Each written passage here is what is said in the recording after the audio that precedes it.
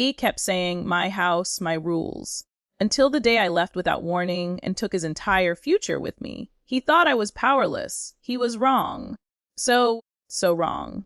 D. Introductory call to action Dodahuli 50 If you've ever been underestimated, disrespected, or made to feel small in someone else's world, this story is for you. Smash that like button, subscribe for more stories of satisfying justice, and tell me in the comments, what's the most savage way you've ever stood up for yourself? Now, let's get into it.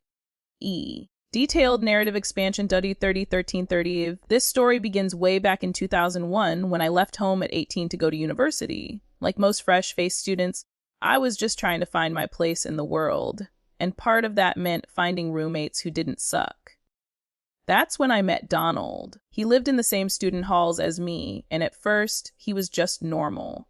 Friendly even.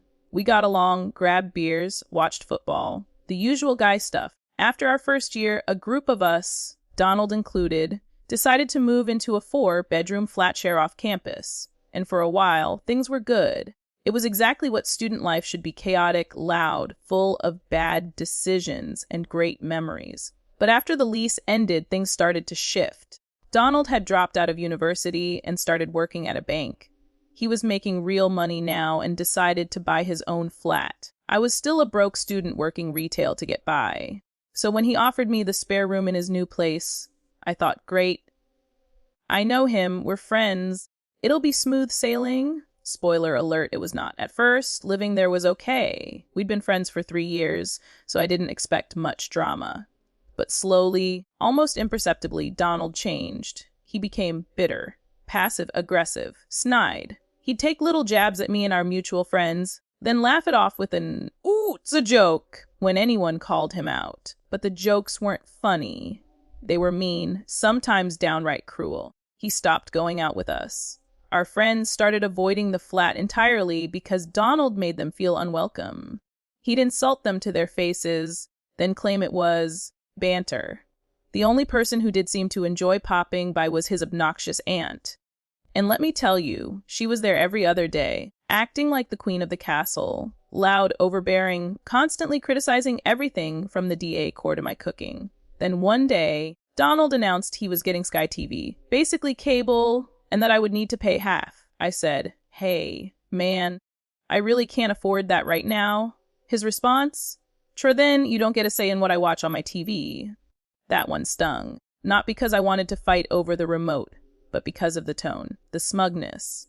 The way he emphasized, "my TV," like I was just some freeloader mooching off his generosity. From that point on, things deteriorated. Fast. Donald practically stopped doing chores altogether. Whenever dishes piled up or trash needed taking out, it somehow always became my turn. If the bin wasn't empty when he got home, he'd throw a fit, yelling, slamming things around, acting like a toddler who'd missed nap time.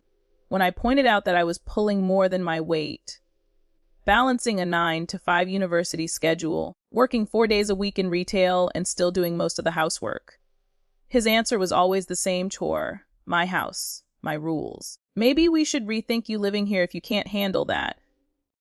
And that line became his go to power play. He said it whenever he wanted to shut down a conversation or justify being a complete tool. Chore my house, my rules. Don't like it. Move out. Over and over. It was like he wanted me to leave, but didn't want to be the one to tell me to go.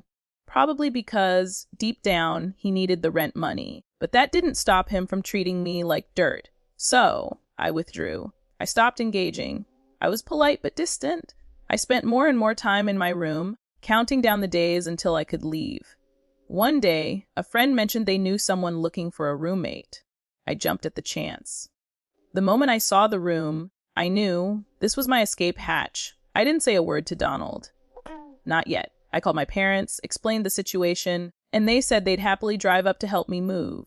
I booked time off work and waited, quiet, patient, unbothered, until the day came. It was a Saturday morning when my parents showed up bright and early. We started packing boxes, hauling stuff out, making trips to the car.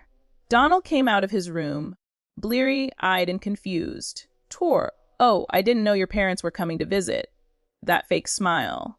That plastic charm he used whenever he was around someone's mum. Disgusting. I turned, looked him straight in the eye, and said, "They're not visiting. They're here to move me out." His smile vanished. I found a new flat. Decided I didn't want to live by your rules anymore. Like you kept suggesting. Silence. Dead silence. The guy just stood there, like someone had unplugged his brain, waiting for the punchline, like maybe I was kidding. But I wasn't. No one laughed. He mumbled something under his breath and slinked off to his bedroom like a rat scurrying from the light. 2 car trips. That's all it took to move out. An hour, max. Before leaving, I dropped my keys on the coffee table. No goodbyes. No apologies. Just freedom. A few hours later, I got a text from Donald. I'm really sorry for the way I behaved. I hope we can still be friends. I sent him one thing back. Ah! That was the last time I ever heard from him. Turns out, poetic justice didn't stop there. A mutual friend later told me that Donald couldn't keep up with the mortgage without my rent. No one wanted to move in. His reputation was toast. Everyone knew how he'd treated me. He had to sell the flat, quit his job, and move back in with his mum.